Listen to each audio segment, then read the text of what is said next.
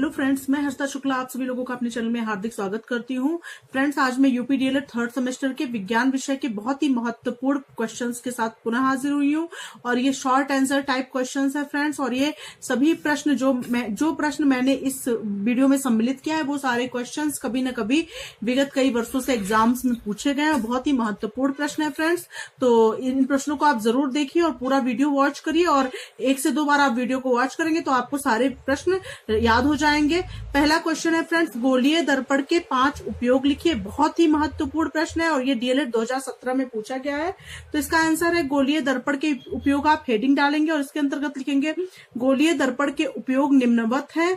पहला, कार, बस या ट्रक के चालक के पास बाहर दाईं ओर एक उत्तल दर्पण लगा होता है। मतलब जो कार, बस या ट्रक के जो चालक हैं तो उनके बाहर जो है दाईं ओर एक उत्तल दर्पण लगा होता है। दाईं ओर एक उत्तल दर्पण लगा होता है। इसकी सहायता से चालक अपने पीछे आने वाले वाहनों को देखकर सतर्क हो जाता है। मतलब इसकी सहायता से जो चालक होता है, सीट पर बैठा होता है, वो इस दर्पण में देखता है कि पीछे कौन से वाहन आ रहे हैं और उन्हें देखकर वो सतर्क हो जाता है। तो ये जो है गोलीय दर्पण ही होता है। दूसरा है फ्रेंड्स, सड़क पर प्रकाश की किरणों को अधिक से अधिक क्षेत्र में फैलाने हेतु लैंपों को परावर्तक अवतल आकार के बनाए जाते हैं। मतलब सड़क पर जो है प्रकाश की किरणों को जो है अधिक से अधिक क्षेत्र में, मतलब अधिक से अधिक दूरी पर फैलाने हेतु जो है लैंप जो लगे होते हैं, लैंपों को परावर्तक अवतल आकार के बनाए जाते हैं। तो ये भी गोलीय दर्पण का मुख्य उपयोग है। तीसरा है, सूर्य से आने वाली प्रकाश किरणों को केंद्रित करने के लिए अवतल दर्पण का प्रयोग किया जाता है। मतलब सूर्य से आने वाली जो प्रकाश की किरणें होती है उनको केंद्रित करने के लिए किसका प्रयोग किया जाता है? अवतल दर्पण का प्रयोग किया जाता है।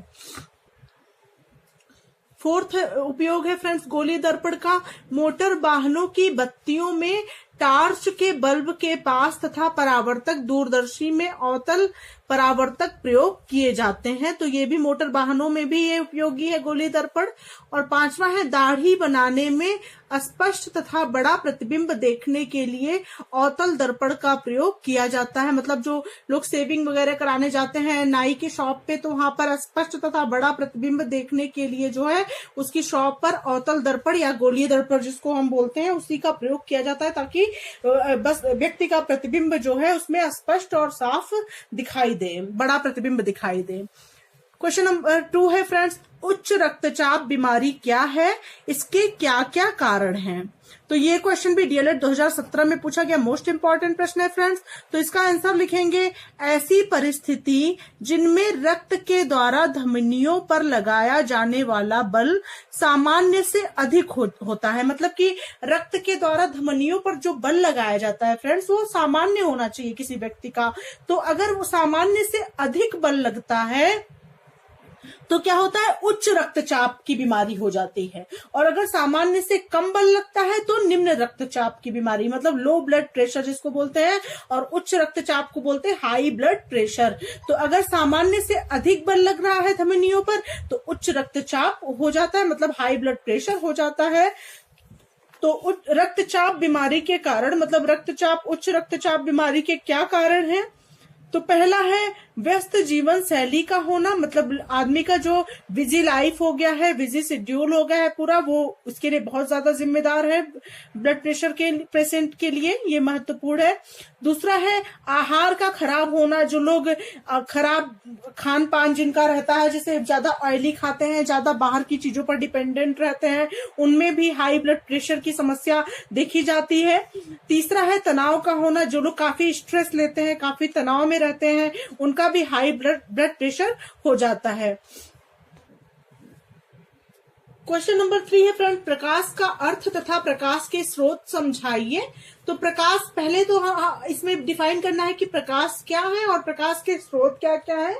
तो प्रकाश क्या होता है? प्रकाश जिसको आप लाइट बोलते हैं इंग्लिश में, प्रकाश क्या होता है? प्रकाश एक प्रकार की ऊर्जा है जो वस्तु के देखने में सहायक है। मतलब वस्तुओं को जो देख सकते हैं प्रकाश के द्वारा ही। रात में अगर हम किसी वस्तु को देखना चाहते हैं, अंधेरा है, तो प्रकाश ही काम में आता है जिसके द्वारा आप वस्तु को देख सकते हैं। प्रकाश के स्रोत या सोर्स ऑफ लाइट क्या क्या होते हैं? जो वस्तुएं प्रकाश उत्पन्न करती हैं प्रकाश स्रोत कहलाती, मतलब जिन वस्तुओं से प्रकाश उत्पन्न होता है वे सभी वस्तुएं प्रकाश स्रोत कहलाती है।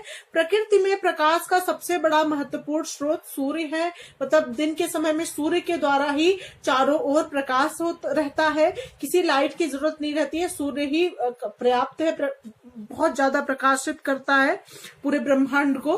तो सबसे बड़ा महत्वपूर्ण स्रोत जो है वो सूर्य है। प्रकाश का स्रोत दो प्रकार का होता है, पहला है प्राकृतिक स्रोत, मतलब जो प्रकृति के द्वारा प्रदत्त स्रोत है वो प्राकृतिक स्रोत के अंतर्गत आता है, और दूसरा होता है कृत्रिम स्रोत, मतलब जो मनुष्य द्वारा बनाया जाता है प्रकाश का स्रोत वो कृत्रिम स्रोत के अंतर्गत आता है। पहला प्रकाश के प्राकृतिक स्रोत, प्राकृतिक स्रोत के अंतर्गत कौन कौन से आते हैं, पहला है सूर्य, सबसे बड़ा प्रकाश का स्रोत सूर्य है।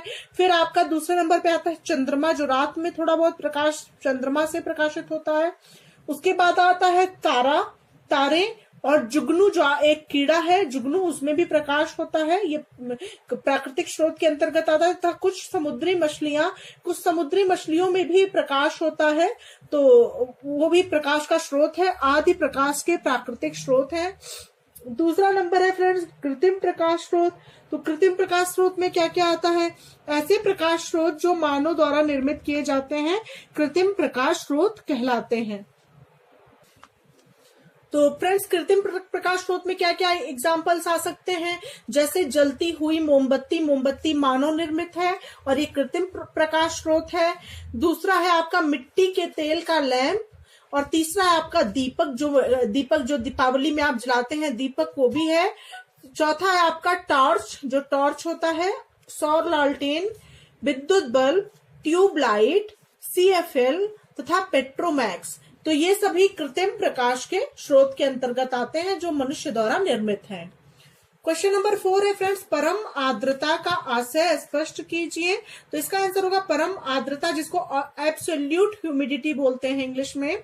तो किसी भी ताप पर वायुमंडल के 1 घन मीटर आयतन में उपस्थित जल वाष्प की मात्रा को परम आर्द्रता कहते हैं। फिर से समझ लीजिए, किसी भी ताप पर वायुमंडल के 1 घन मीटर आयतन में उपस्थित जल वाष्प की मात्रा को परम आर्द्रता कहते हैं। मतलब कोई भी टेम्परेचर हो और वायुमंडल में 1 घन मीटर आयतन में उपस्थित जल वाष्प की जो मात्रा होती है उसी को परम आर्द्रता कहते हैं।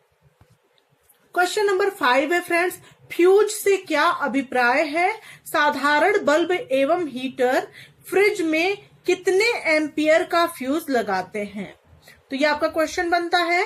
इसका आंसर होगा फ्यूज परिपथ जिसको सर्किट बोलते हैं का एक संरक्षात्मक मतलब प्रोटेक्टिव अवयव है, जो एक निश्चित मात्रा से अधिक धारा बहने पर परिपथ में विद्युत का प्रवाह रोक देता है। मतलब अगर निश्चित मात्रा से अधिक धारा का प्रवाह हो रहा है तो परिपथ में विद्युत के प्रवाह को वो रोक देता है फ्यूज। और साधारण हीटर में तथा फ्रिज में 5 से 10 A तक फ्यूज लगाते हैं, मतलब साधारण एम्पियर तक जो है इसको फ्यूज लगाते हैं 5 से 10। क्वेश्चन नंबर 6 है फ्रेंड्स, प्रकाश के परावर्तन के नियमों को चित्र बनाकर बताइए। तो ये बहुत ही महत्वपूर्ण प्रश्न है और ये आपके विगत कई वर्षों से पूछा जा रहा है फ्रेंड्स ये क्वेश्चन। तो इसका आंसर होगा परावर्तन के प्रकार। परावर्तन 2 प्रकार का होता है, पहला आपका नियमित परावर्तन तथा दूसरा अनियमित परावर्तन। तो नियमित परावर्तन के अंतर्गत लिखेंगे कि चिकनी सतह पर होने वाले परावर्तन को नियमित परावर्तन कहते हैं। यह परावर्तन किसी एक दिशा में होता है, मतलब जो चिकनी सतह पर परावर्तन होता है उसे नियमित परावर्तन कहते हैं, और यह परावर्तन किसी एक दिशा में होता है। जैसे समतल दर्पण पर परावर्तन, जैसे ये मान लीजिए आपका समतल दर्पण है, तो यहाँ से प्रकाश की किरणें आ रही हैं और इधर से परावर्तित होकर प्रकाश की किरणें एक ही दिशा में सारी किरणें जा रही हैं, और ये एक ही दिशा में सारी किरणें दर्पण पर पड़ रही हैं और यहाँ से परावर्तित होकर एक ही दिशा में ये बाहर लौट रही हैं दूसरी दिशा की ओर। तो ये जो है समतल दर्पण पर परावर्तन का चित्र है फ्रेंड्स। और दूसरा है फ्रेंड्स आपका सेकेंड नंबर पे है फ्रेंड्स अनियमित परावर्तन। तो अनियमित परावर्तन मतलब इरेगुलर रिफ्लेक्शन तो खुरदरी सतह से होने वाले परावर्तन को अनियमित परावर्तन कहते हैं। यह सभी दिशाओं में अनियमित रूप से हो सकता है। मतलब जो अनियमित परावर्तन होता है वो किसी भी दिशा से खुरदरी सतह पर होता है, और नियमित परावर्तन क्या होता है, वो एक ही दिशा से होता है, और नियमित परावर्तन जो है किसी भी दिशा से, ये सभी दिशाओं से होता रहता है। तो जैसे लकड़ी की तख्ती से परावर्तन, अगर लकड़ी की कोई तख्ती है उससे परावर्तन होना, जैसे मान लीजिए आपका लकड़ी की तख्ती है, तो ये आपकी का परावर्तन जो है सभी दिशाओं से हो रहा है, तो ये आपका अनियमित परावर्तन का उदाहरण होगा। इस तरह से आप चित्र में दर्शा सकते हैं, ये आपका अनियमित परावर्तन। जैसे ये आपका खुदरा लकड़ी की तख्ती है, खुदरी, ये खुदरी हुई है पूरी, ऐसे खुदरी खुदरी है, और इधर से प्रकाश आ रहा है, इधर से प्रकाश आ रहा है, तो परावर्तित कहीं इधर हो रहा है, कहीं इधर परावर्तित हो रहा है, कहीं यहां से यहां परावर्तित हो रहा है। मतलब कोई एक निश्चित दिशा नहीं है, सभी दिशाओं में ये परावर्तन हो रहा है, तो इसलिए ये अनियमित परावर्तन का उदाहरण है। अगला क्वेश्चन नंबर 7 है फ्रेंड्स, आर्किमिडीज का सिद्धांत क्या है, प्रयोग द्वारा समझाइए। बहुत ही महत्वपूर्ण प्रश्न है आपका, आर्किमिडीज का सिद्धांत। और आपको आर्किमिडीज का सिद्धांत मैं यहाँ बता रही हूँ, और एक वीडियो में मैंने आपको प्लवन का सिद्धांत भी बताया, वो भी बहुत महत्वपूर्ण है फ्रेंड्स। और वो भी साइंस का वीडियो, जरूर सारे वीडियो आप वॉच करें। साइंस के बहुत अच्छे अच्छे क्वेश्चंस मैं यहाँ पे ला रही हूँ जो डीएलएड के लिए बहुत ही महत्वपूर्ण है। तो आर्किमिडीज के सिद्धांत को कैसे समझाना है, प्रयोग द्वारा इसको समझाना, मतलब डायरेक्ट आपको सिद्धांत नहीं लिखना है, प्रयोग करके आपको सिद्धांत को बताना है। तो इसमें कैसे प्रयोग करेंगे फ्रेंड्स, इसको ध्यान से आप समझिए। इसका आंसर लिखेंगे, पहला नंबर क्या प्रयोग का होगा, लोहे के हुक लगे एक बेलन को स्प्रिंग तुला से लटकाकर वायु में उसका भार नोट करें। मतलब कि लोहे के एक हुक लगे एक बेलन को जो है स्प्रिंग तुला से लटकाकर वायु में उसका भार नोट कर लें। दूसरे नंबर पे है, कांच का एक टोटीदार बर्तन ले, मतलब ऐसा कांच का बर्तन ले जिसमें टोटी लगी हुई हो। तो कांच का एक टोटी वाला बर्तन लेना है, और इसे टोटी के स्तर तक जल भरे, मतलब जहां तक टोटी है आपकी वहां तक आपको उस बर्तन में जल भरना है। जहां तक टोटी है उस बर्तन में वहां तक इसमें जल भरे। फोर्थ है, टोटी के मुंह पर एक स्प्रिंग बैलेंस से लटकी पॉलीथीन की थैली इस प्रकार समायोजित करें कि पानी से भरे बर्तन से निकला पानी इस थैली में एकत्र हो जाए। मतलब टोटी जो है वहां से एक थैली जो है इस प्रकार समायोजित करना है आपको कि जो पानी जो इस मतलब कांच की नली से जो पानी निकल रहा है, मतलब इस टोटी से जो पानी निकल रहा है वो इसके अंदर समायोजित हो जाए, मतलब थैली में सारा पानी एकत्र हो जाए। इस तरह से इसको समायोजित करना है कि ये पानी जो है जो निकले वो सब थैली में एकत्र हो जाए। अब स्प्रिंग बैलेंस से लटके लोहे के बेलन को धीरे धीरे पानी के अंदर डुबोएं। अब जो है उसे क्या करना है, पानी के अंदर धीरे धीरे डुबोना है। अगला प्रयोग हम करेंगे, लोहे का बेलन पानी में डुबाते जाने पर पानी निकलकर थैली में भरता जाएगा। मतलब जैसे जैसे लोहे का बेलन हम पानी में डुबाएंगे तो उसमें से पानी निकलकर थैली में भरता जाएगा।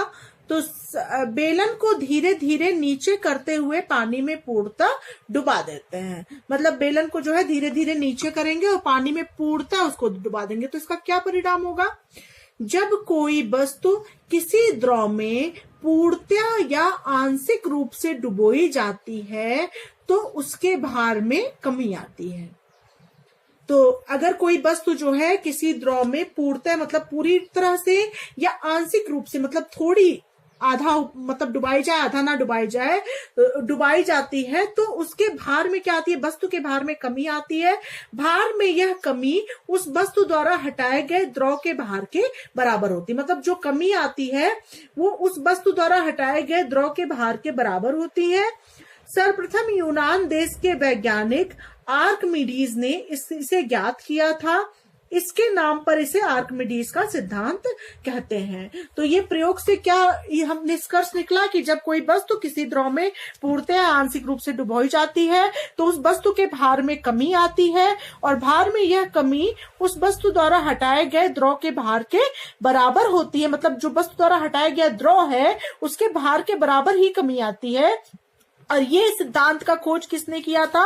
यहां से यहां तक ये सिद्धांत है आर्किमिडीज का, और ये सर्वप्रथम यूनान देश के वैज्ञानिक आर्किमिडीज ने इसे ज्ञात किया था। मतलब इस सिद्धांत को, ये सिद्धांत मेन सिद्धांत है फ्रेंड्स, इस पूरे निष्कर्ष, इस पूरे प्रयोग के द्वारा ये सिद्धांत निकला है। तो इसे जो है सबसे पहले यूनान देश के वैज्ञानिक आर्किमिडीज ने ज्ञात किया था। इन्हीं के नाम पर इसे आर्किमिडीज का सिद्धांत कहते हैं। बहुत ही महत्वपूर्ण प्रश्न है फ्रेंड्स, ये 7 क्वेश्चंस बहुत ही महत्वपूर्ण है फ्रेंड्स। आप वीडियो को 1 से 2 बार वॉच करेंगे, आपको पूरा लर्न हो जाएगा फ्रेंड्स।